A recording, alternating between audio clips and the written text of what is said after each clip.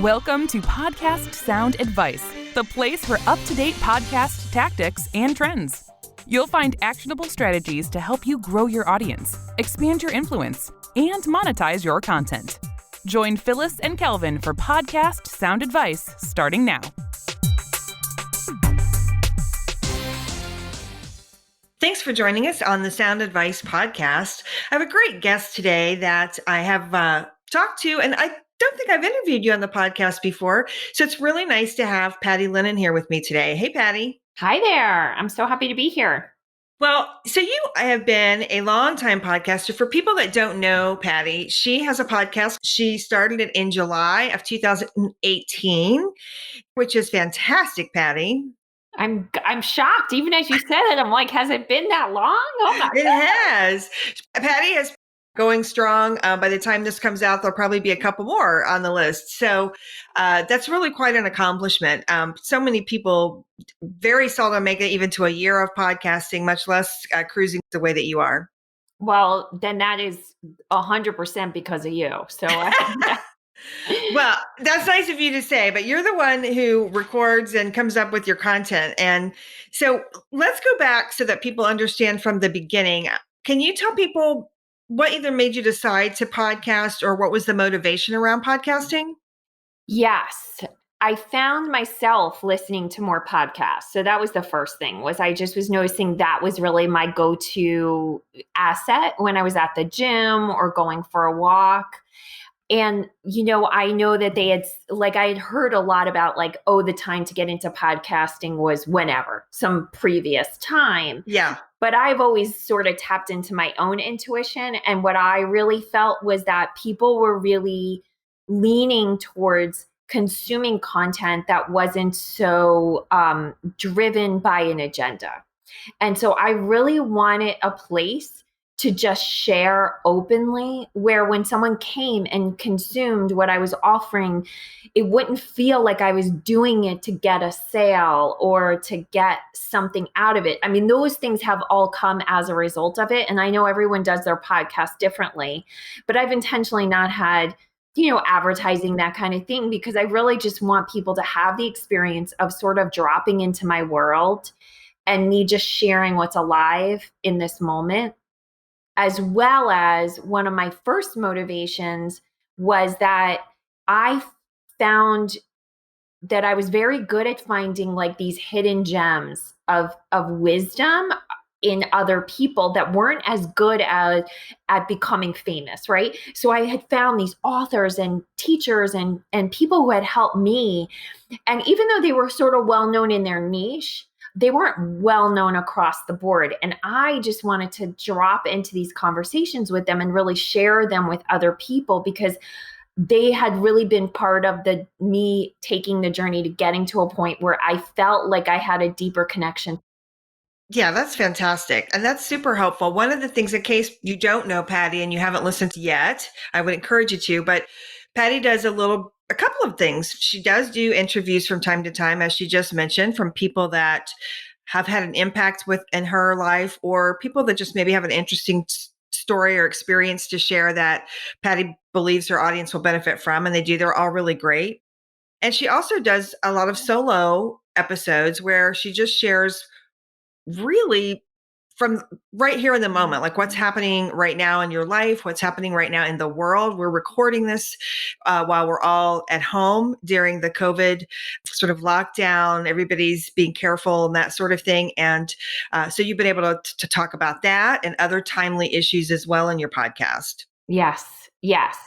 Yeah. And so now that you're sort of this podcasting veteran, what would you point to as something maybe that you find that's kind of a favorite thing or something? Is there anything that surprised you that you would like to share with people about podcasting?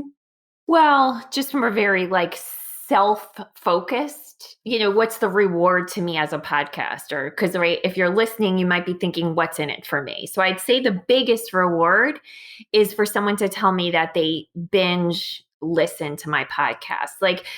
And the reason that means so much to me is that if someone listens to one podcast and they feel the need and desire to go to a second, then I know I've done something for them for whatever reason. Right. And to me, that's been the biggest surprise and reward. Yeah.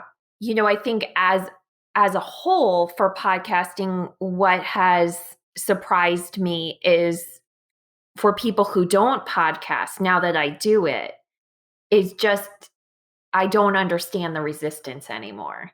So that's surprising because I'm usually actually good at tapping into why someone resists something and helping them and bridging that gap for them.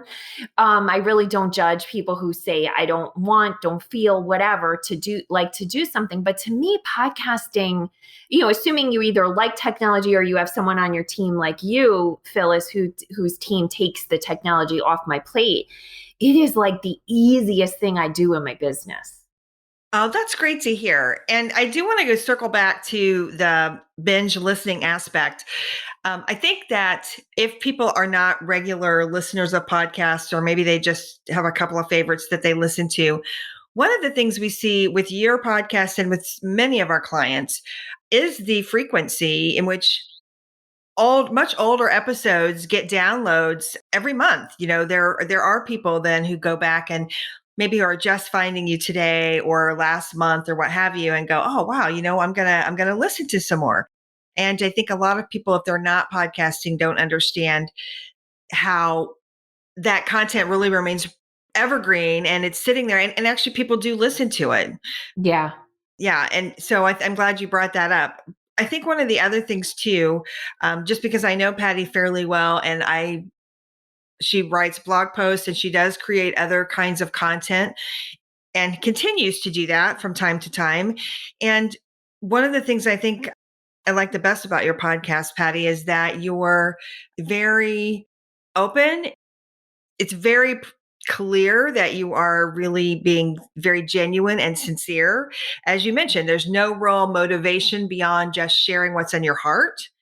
And I'd like for other people that might be interested in podcasting to know it can be that easy. It doesn't have to be a big scripted, highly produced piece of content, right? It doesn't have to feel like a commercial and things like that. And so when you get ready to podcast, can you tell us a little bit about how you might go about it? Do you prepare? Do you make notes? Does that vary depending on the week? How do you handle it? Yeah. So that's such an interesting question because when people ask me, how do I prepare for anything, right? If I can drop into the process, and I'm going to do that right now, I realize there is a process. But I just want you to understand as I walk you through it, it doesn't feel like a process to me. It happens in probably most of the time less than 5 minutes. What I do first is, and this is with any content I put out, is I feel the presence of my person, right? And my person is sort of, it's like your ideal client or your ideal listener, but it's not always the exact same being. But just this week, who do I feel in me, like alive around me, and who do I feel needs to hear from me? And so I bring that person. It's usually a woman because most of the time I'm speaking to women just conceptually. And I just really feel her. And then I think, like, what is going on for her right now? And then I check in and what's most alive for me right now? And where do those two things overlap? And that's really what kind of focuses me on what to share. And then I will jot down 1 to 3 points that I want to make. And then I just sort of riff from that point. Okay, great. And you do podcast weekly. You do tend to podcast as you go. I know that you like to be really timely. Thank you for sharing your process. But about how much time do you feel like you spend every week getting things together and getting things ready? And I know you have a team that helps you promote it and do some of those other things, but just the part that you kind of spend your energy and time on. Well, I mean, really, probably no more than 45 minutes, including the recording of the content. I just want to sort of clarify that though, and just say that I am on Facebook Live every other day, mostly in some community that I'm running or on my page. I am writing to my list once a week, and I am coaching people typically, definitely singularly, meaning my individual clients, and probably half the year I'm running some level of group work. So I am in constant conversation with my person. So if I was in sort of a vacuum, I think I'd need to do more preparing. Like I'd need to go out and sort of like engage some level of communication with my community to be at the point that I'm at. But it's, my content is sort of this rolling experience of, okay, I just talked about this. I just talked about this. And I can see that these are questions that are alive for people. And this is something I'm curious about. Yeah. So then I'm going to jump in. So total for me, because yes, the team does handle everything else, is 45 minutes. Okay, that's great. Yeah. And I do want people to listen. I mean, depending on, everybody's going to approach podcasting from their own sort of unique perspective and skill set. So some of our podcasters really like to plan things out, and that works for them. I think, to your point, you tend to be obviously much more intuitive about it. But again, because of all of the work that you do, you have topics, the kinds of questions or the kinds of things you're addressing frequently with your clients and so forth. But I do want people to know it can be kind of that easy, right? If you're really plugged into your particular people, I guess, right? Or even if it's just in an industry, some of our clients, most of our clients are small business owners. So if you're really plugged into your industry and there are topics in your industry that are really timely, that are being addressed or discussed, it can be that easy where you just talk about those things and give your personal perspective. One of the other things that Patty is really good at, I think, is sharing, again, very personal information, but in a what's the word? In the context of, I think, serving your audience. So can you talk about that briefly? Like, some people I think feel like, they don't want to necessarily be an open book. Some people do. So can you share like how you figure out what's right for you in that balance? Yeah, as well, it's interesting because Brene Brown, I was at a conversation, like one of these conversations from the stage thing, and Brene Brown happened to be one of the people in the conversation. And she was asked that question. I think, so I'm borrowing her answer because it is the most beautifully eloquent one, which is, if you need your audience to be okay with what you're sharing, you're not ready to share it. So I share as much as what's true and alive for me that I can share without needing anyone that's listening to take care of me, be okay with it, and that's really the edge for me. And I've been speaking from the stage really for a very long time, but Right. in this way for 8 years. So I have a lot of practice of being alive with an audience and feeling safe in that environment. Mm-hmm. So that's how I decide what to share, because of the work I do. Also, I one of my fundamental truths is I believe at our heart, what each of us wants to feel is less alone. We want to feel that someone's with us. And my ability to do that is directly connected with how alive I am for someone else. So if I hold something back that's raw or real in my life, that puts a barrier between me and the listener. And I just, for my particular purposes, don't want that barrier there. Okay, thanks. That's really good advice. I think that's a great perspective as well. Yeah, that you're not sharing in a way that's requiring support from others.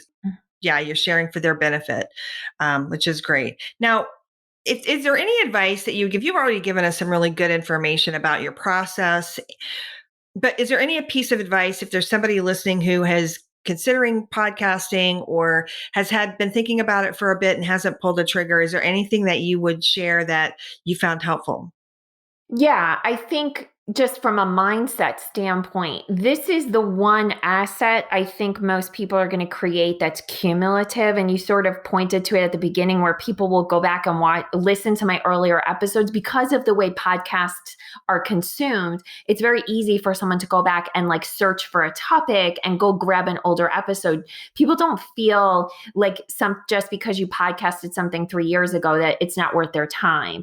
Whereas, and that is a little bit like the way the blogging energy works. It just is a little more cumbersome to do that in a blog. And definitely where other video is concerned, unless a video gets a lot of likes, it's really going to disappear from the, consciousness of your community. Right. So with podcasting, you may not feel 100% ready because of X, Y, and Z. But if you just give yourself the grace of understanding that this is a cumulative process, and you waiting really does hold you back in terms of your strength as a podcaster.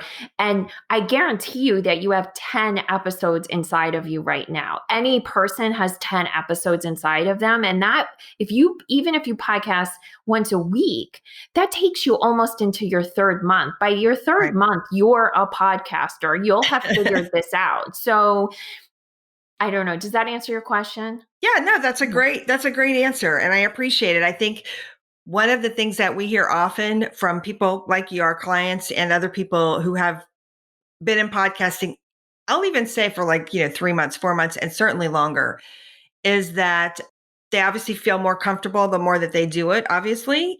And they realize, I think it's Jen Lehner who said it, but I might be wrong. But anyway, which is sort of like, just go ahead and record the first one or two or three or whatever. And they're probably not going to be your best, but you just sort of have to get through that, right? You have to get over that at some point. So it might as well be today versus, a month from now or a year from now, that kind of thing. So I think what you shared was a great way to frame that.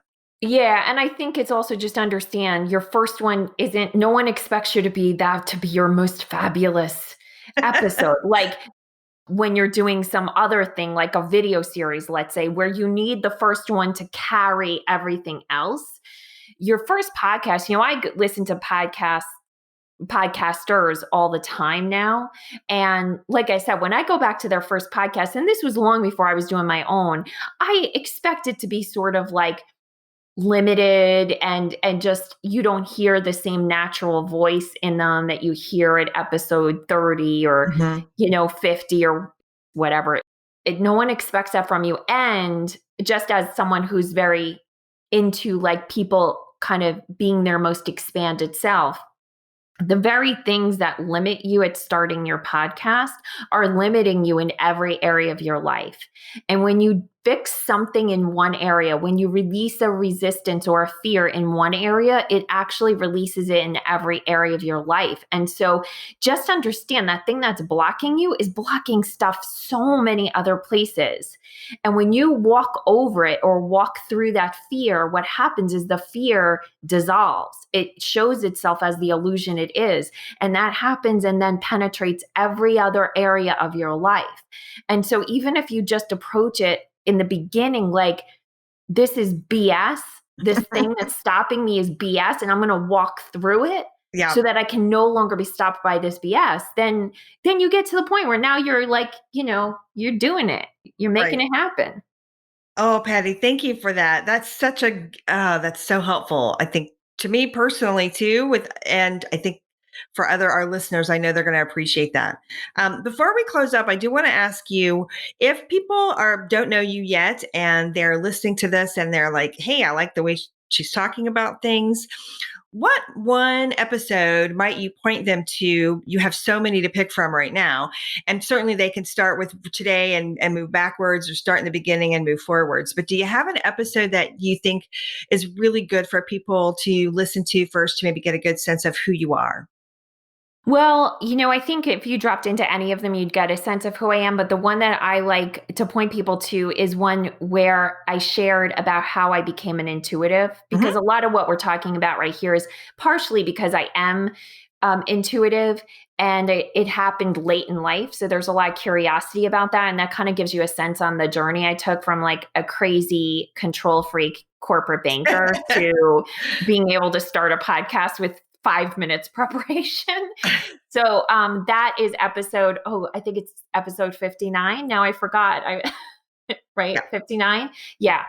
Yeah. My producer's going to tell me. Yeah. So episode 59. So I would encourage people, Patty does have a really compelling story and around that. And she talks about it. And I do agree with her too. If wherever you drop in with Patty's information, it's going to be, you're going to get definitely a good sense of who she is. It's just very easy to listen to and very conversational. I think, although a lot of people have told me about your podcast that they feel very much like it's sort of their I don't want to say guided because it's not quite it, but that you're really just speaking to them. I think, first of all, I think that's a sense that people get in podcasting in general, right? We have Mhm. their earbuds in and we may be taking a walk or whatever, and we just sort of feel like this person's talking to us quite often. But I think even more so with your podcast because of the topics that you talk about, and also because of the way that you share, again, from your heart, and a lot of that intuitive information is coming through. And yeah, so tell people one last thing. If people want to connect with you after hearing this, I think people will. Patty is, you mentioned coaching. She also has a couple of other things that she offers. So let people know how they can find you, other than obviously we'll share the podcast and we'll put Mhm. a couple of other places in the show notes so that people can connect with you right away. Well, my website, pattylennon.com, has good information. There's a contact form there. So, that's an easy way to just send me a message, get in touch with me. And although my team gets all those messages, I look at every single one of them. And then the other place, I am a firm believer not to be in all places. And technically, I'm in all social media platforms, but the one I actually run myself is Facebook. So facebook.com/Patty A. Lennon is a good place to sort of engage with me too, where when I'm responding, it's me. I mean, when someone's responding on any of the platforms, it's me, but like a lot of the content is out there, is the repurposing of other assets that are already kind of in existence. Sure. Okay, great. Well, we will put links both to the Facebook and to your website there for people. And yeah, I hope you'll reach out. If you don't know Patty, I would highly encourage you to listen to the podcast, drop into a couple of episodes, and I think you'll find it really interesting. And definitely connect with Patty, especially if you are a Facebook person. She's very active there and really provides a lot of cool information and content there too, which is really nice. So thank you for joining me, Patty. I appreciate it. And Thank you. yeah, we're super glad that you are podcasting, and we're thrilled to be able to work with you on it. It's really fun. Thank you. Well, I love you guys, and I thank you for making this possible for me, truly. Okay, take care. That's our wrap for this episode. We hope you found today's sound advice helpful. Let us know what you think by leaving us a review. You can get more resources at podcastsoundadvice.com. Until next time.